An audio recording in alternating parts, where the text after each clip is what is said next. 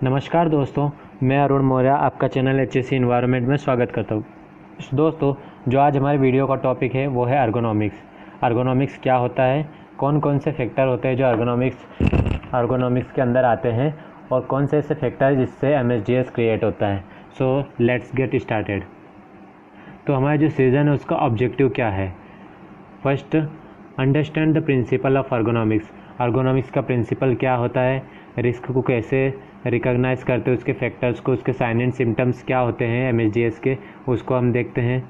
Understand our program for identifying, reporting and controlling MSDS। कौन कौन से उसमें जो हमारे प्रोग्राम है उसके थ्रू हम रिपोर्ट करते हैं और कंट्रोलिंग फैक्टर क्या क्या ले सकते हैं MSDA के लिए, उसमें हम बात करते हैं। Know how to protect yourself from MSD and reduce risk. The next one is MSD injuries. Around 1.8 million MSD injuries each year. हमने एक रिपोर्ट में देखा कि अराउंड 1.8 MSD इंजरीज हर साल रिपोर्ट होती है, जिसके अंदर 6 लाख लोगों को मेडिकल ट्रीटमेंट की ज़रूरत होती है। और ये काफ़ी ऐसी बीमारी है जिसमें जैसे आप बेसिकली कभी जो आपका डेली रूटीन में वर्क करते हैं, तो अगर आपका पोस्चर सही नहीं है किसी भी वर्क करने का, तो उससे भी MSD क्रिएट हो सकती है। तो ये ज़रूरी नहीं है कि वर्क प्लेस से रिलेटेड हो, ये आपके होम से रिलेटेड भी हो सकता है, आपके डेली रूटीन के हिसाब से भी ये हो सकता है। So next is what is ergonomics. Ergonomics होता क्या है।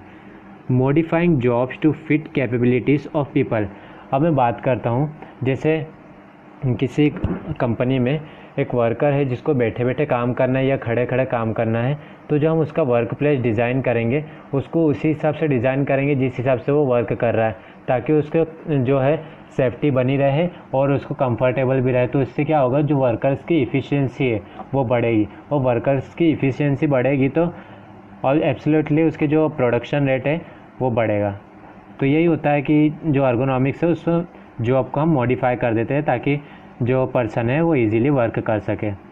दूसरा क्या है, reduce MSD caused by repetitive reaching, forceful exertion, bending and lifting, working with vibrating equipment. हम देखते हैं कि बहुत से वर्क में जैसे रिपीटेटिव वर्क करना पड़ता है। जैसे अगर हम एग्जांपल लेते हैं किसी कोल माइन का लेते हैं, तो उन्हें बार बार क्या करना पड़ता है, उसको वहाँ से कोल निकालना पड़ता है, कोल के निकालने के बाद उससे कन्वेयर बेल्ट पे डालना पड़ता है। तो वही जो उनके 8 घंटे की पूरी जो वर्किंग आवर्स है उसके अंदर वही उनको रिपीटेटिव काम करना रहता है। तो इससे क्या होता है, रिपीटेटिव काम करने के कारण जो एक पर्टिकुलर मसल्स है जो उस काम में ज़्यादा लगी हुई है, तो वो जो मसल्स होते हैं उसके MSD के चांस क्रिएट होते हैं। अब हम क्या कर सकते हैं, इसको कंट्रोल करने के लिए इंजीनियरिंग कंट्रोल्स लगा सकते हैं, ऑफिस सेफ वर्क प्रैक्टिसेस अपना सकते हैं, PPE अपना सकते हैं, PPE जो लास्ट डिफेंस होता है। तो ये होता है अर्गोनॉमिक्स। अब व्हाट आर MSDS आखिर होते क्या है। तो इंजरीज टू, अब जो इंजरीज होती है जो मसल्स में होती है, नर्वस सिस्टम में होती है, टेंडन्स में होती है, लिगामेंट्स, जॉइंट्स और स्पाइनल डिस्क में जो इंजरीज होती है, जैसे इन्फ्लेमेशन हो गया, फिर उसके बाद वहाँ पे पेन होना, तो ये बेसिक उसके सिम्टम्स है जिसे हम देख सकते हैं MSDS के दौरान। अब जो उसकी कैरेक्टरिस्टिक्स है वो क्या क्या है। Occur from a single event or many small injuries. हम देखते हो कोई हम काम करते हैं तो उसके सिंगल इवेंट के कारण भी ये हो सकता है, या हम छोटे छोटे काम करते हैं उसके कारण भी ये हो सकता है।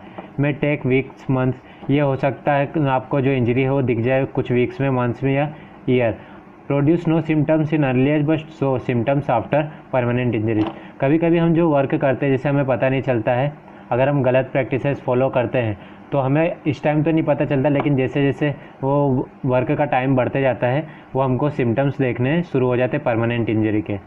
और फिर इसमें है कंट्रीब्यूटिंग कॉजेस में occur at home and work, जो कंट्रीब्यूटिंग फैक्टर काम करते हैं होम एंड वर्क पे। एंड सेम MSD में differ in severity from person to person.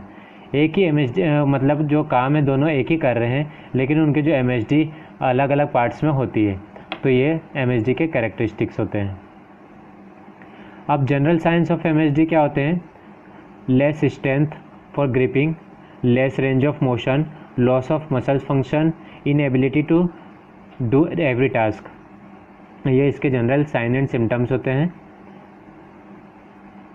अब MSD सिम्टम्स क्या क्या होते हैं उस पर बात करते हैं हम। जैसे आप फर्स्ट वन देख सकते हैं बैक एंड नेक। हमने देखा मतलब अगर हम कभी कंप्यूटर पे काम करते हैं कंटिन्यू, अगर हमारी पोजीशन सही नहीं है तो कुछ समय बाद हमारी जो बैक है वो पेन करने लगता है और नेक भी पेन करने लगती है, क्योंकि जो उसका ज़्यादा मूवमेंट नहीं होता है। तो ये होता है बैक एंड नेक। तो इसके अंदर क्या होता है, shooting pain and stiffness. Shoulder में भी कभी कभी पेन डेवलप होता है, वो भी होता है स्टिफनेस और लॉस ऑफ मोबिलिटी के कारण, मतलब जब हम ज़्यादा उसको मूव नहीं कर सकते। आर्म्स एंड लेग्स में शूटिंग पेन्स और नमनेस आ जाती है। एल्बो एंड नी जॉइंट में भी पेन और स्वेलिंग आ सकती है। तो ये होते हैं एमएसडी के सिम्टम्स। अब MSD symptom continue. Hands and wrist, हमारे हाथों और जो हमारे बाएं हैं उसके अंदर स्वेलिंग आ जाती है, नमनेस आ जाती है और लॉस ऑफ स्ट्रेंथ हो जाता है। फिंगर्स जर्किंग मूवमेंट, जब मतलब हमारे फिंगर्स को मूवमेंट करते हैं कुछ आवाज़ें आती है, तो वो होता है फिंगर्स में एमएसडी। और loss of strength, mobility and feeling. Thumbs pain at the base and feet and toes, numb stump burning sensation. Next one is outward signs of MSDs. और क्या क्या इसके साइंस होते हैं एमएसडीएस के, उस पर बात करते हैं। तो फर्स्ट वन जो है वो स्वेलिंग और inflammation of joint, vigorously shaking hands, massaging hands, wrist and arms, cradling arms, limping and stiff backs. ये आउटवर्ड्स उसके साइंस है जो एमएसडी के दौरान दिखाई देते हैं। अब कॉमन एमएसडी क्या क्या होते हैं उस पर बात करते हैं हम। जैसे carpal tunnel syndrome, low back pain, eye strain, tendinitis and trigger finger. तो ये होते हैं common symptoms of common MSDs. अब नेक्स्ट हम देखते हैं risk factor that lead to MSDs. कौन कौन से रिस्क फैक्टर काम करते हैं एमएसडीएस के लिए, उससे बात करते हैं। रिपीटेटिव मोशन, जैसे हम कोई भी वर्क को रिपीटेडली कर रहे हैं तो उससे हमें एमएसडीएस के चांस क्रिएट होते हैं। फोर्सफुल एक्सर्शन, मतलब कोई वर्क कर रहे हैं तो उसमें आपको फोर्स लगाना पड़ रहा है, और ये भी हो सकता है जैसे आपके हाइट से ऊपर आप काम कर रहे हैं थोड़े हाथ ऊपर करके, तो उसमें भी आपको ये दिक्कत है एमएसडीएस की क्रिएट होती है। ऑकवर्ड पोस्चर, जैसे आप बैठे हुए और सही पोस्चर में नहीं बैठे हुए तो कुछ समय बाद आपका बैक पेन स्टार्ट होना चालू हो जाएगा, तो ये ऑकवर्ड पोस्चर में आता है। इसके अंदर ये भी आता है कि लिफ्टिंग किस हिसाब से लिफ्टिंग करना चाहिए और किस हिसाब से सिटिंग होनी चाहिए, उसके पोस्चर ऑकवर्ड के अंदर आते हैं। Contact strength like pressure point, मतलब जैसे आप कोई हैमर लेके कोई वर्क कर रहे हैं तो आपके जो कॉन्टैक्ट जो वहाँ पे बॉडी पार्ट है तो उसके अंदर प्रेशर आता है, जिसके कारण एमएसडी क्रिएट होता है। वाइब्रेशन, आजकल जैसे बहुत से टूल्स है जिसका हम यूज़ करते हैं तो उसके थ्रू जो वाइब्रेशन होता है उसके कारण वो एमएसडी के चांस क्रिएट होते हैं। ये एमएसडी पार्शियल भी हो सकती है, फुल बॉडी वाइब्रेशन के थ्रू भी होती है। अब रिपीटेटिव मोशन क्या होता है उसमें हम बात करते हैं। Stress on muscles and tendons, तो रिपीटेटिव मोशन जब हम करते हैं तो हमारे जो मसल्स है और टेंडेंस है उस पर स्ट्रेस डेवलप होते हैं, जिसके कारण हमें कुछ समय बाद पेन स्टार्ट हो जाता है। अब इसमें क्या क्या कंट्रीब्यूटिंग फैक्टर्स है, तो उसमें duration and speed of repetition and number of muscles involve, फिर उसके बाद रिक्वायर्ड फोर्स, कितने फोर्स से हम काम कर रहे हैं, तो ये हुआ। And raising and lowering the arm over and over again, जैसे हम कोई काम कर रहे हैं हमें जैसे कोई कील ठोकना है दीवार में, तो हम जब ऊपर उसे रख के ठोकते तो कुछ समय बाद हमारे जो हैंड है उसमें पेन होने लगता है, तो यही होता है जो raising and lowering the arm. अब फोर्सफुल एक्सर्शन क्या होता है, जैसा आप एग्जांपल में देख सकते हैं, मैंने हैमर का एग्जांपल लिया है। तो इसके क्या क्या फैक्टर्स होते हैं एंड वो सिम्टम्स होते हैं, वो inflammation on tendons, nervous joint. Contributing factors क्या क्या हो सकते हैं, type of grip, weight of the object, body posture, time and duration of the task. ये होता है फोर्सफुल एक्सर्शन। फिर उसके बाद हम देखते हैं ऑकवर्ड पोस्चर, जैसा आप यहाँ पे देख सकते हैं कि ये जो वर्कर है इसका जो पोस्चर है काम करने का या किसी भी ऑब्जेक्ट को ऊपर से उतारने का, वो गलत है। क्योंकि अगर हमें किसी ऑब्जेक्ट को ऊपर से उतारना है तो हमें ऑब्जेक्ट के थोड़े करीब रहना पड़ेगा, ताकि जो हमारा जो बॉडी का बैक है उस पर ज़्यादा फोर्स क्रिएट ना हो। तो इसके कारण क्या होता है, स्ट्रेस एंड मसल टेंडेंस होते हैं। कंट्रीब्यूटिंग फैक्टर्स क्या क्या है, reaching overhead, force the body must maintain to hold the position, holding fixed position, ये कंट्रीब्यूटिंग फैक्टर्स है। ये कब होता है? जब लिफ्टिंग वाइल ट्विस्टिंग, रीचिंग और टर्निंग, इसके दौरान ये ऑकवर्ड पोस्चर क्रिएट होते हैं। फिर कॉन्टैक्ट स्ट्रेस में क्या बात करते हैं हम कि प्रेसिंग अगेंस्ट और grabbing a hard object put pressure on nervous. Now contact stress, pressing against the grabbing a hard object puts on pressure nervous tendons and vessels. अगर हम जो कभी कोई हम हार्ड ऑब्जेक्ट है उसके थ्रू जब हम काम करते हैं तो जो हमारे वहाँ पे प्रेशर डेवलप होता है नर्वस पे, टेंडन्स पे एंड ब्लड वेसल्स पे, तो उसके कारण जो ये MSD क्रिएट होते हैं। उसमें कौन कौन से कंट्रीब्यूटिंग फैक्टर्स है? रिपीटेशन हो गया, duration of contact, grip strength required. फिर उसके बाद resting rest on the keyboard while typing. जब हम कीबोर्ड से टाइपिंग करते हैं तो हमारा जो किसी भी हम जैसे जो कीबोर्ड की है हम उसे प्रेस करते हैं तो इसके थ्रू भी MSD क्रिएट होता है फिंगर्स में। तो ये होता है कॉन्टैक्ट स्ट्रेस। अब वाइब्रेशन, जैसा कि आप यहाँ पे एग्जांपल में देख सकते हैं, अगर हम कोई टूल्स यूज़ करते हैं जो वाइब्रेट करता है तो इसके कारण भी ये MSD क्रिएट होता है। तो उसके अंदर क्या क्या है, उसके सिम्टम्स होते हैं affect tendons, muscles, joints and nerves. Contributing factors क्या होते हैं? Prolong grip, restrict blood supply to hands and fingers. जब भी मतलब वाइब्रेशन होता है तो हम देखते हैं कि कभी थोड़ी देर बाद जो हमारा हाथ है उससे वो मतलब शून्य पड़ जाता है। क्यों? क्योंकि जो वहाँ पे जो ब्लड का ट्रांसफॉर्मेशन होता है वो कम हो जाता है वाइब्रेशन के कारण। Tools without vibration damping device, poor power tool maintenance and prolong use of grinder. तो ये सब अब वाइब्रेशन के एग्जाम्पल है। इसमें भी पार्शियल वाइब्रेशन जो हमारे कुछ बॉडी के कुछ पार्ट में, जैसे यहाँ पे आप देख सकते हैं, तो ये ज़्यादातर हैंड्स पे आता है, लेकिन कुछ ऐसे ऑब्जेक्ट होते हैं जिससे वो जो वाइब्रेशन है वो पूरी बॉडी में आता है। जैसे जब हम बाइक पे चलते हैं तो बाइक पे चलने के दौरान अगर स्पीड ब्रेकर आता है और हम स्पीड ब्रेकर पे गाड़ी स्लो नहीं करते और वहाँ से निकलती है तो पूरी बॉडी पे वाइब्रेशन क्रिएट होता है उसका। तो वो है इसका फुल बॉडी का एग्जाम्पल। अब इसको हम मैनेजमेंट कैसे करें इसका, तो उस पर बात करते हैं। जॉब असेसमेंट, हम जॉब को असेस करेंगे, कैसे करेंगे? डेली रूटीन चेक करेंगे।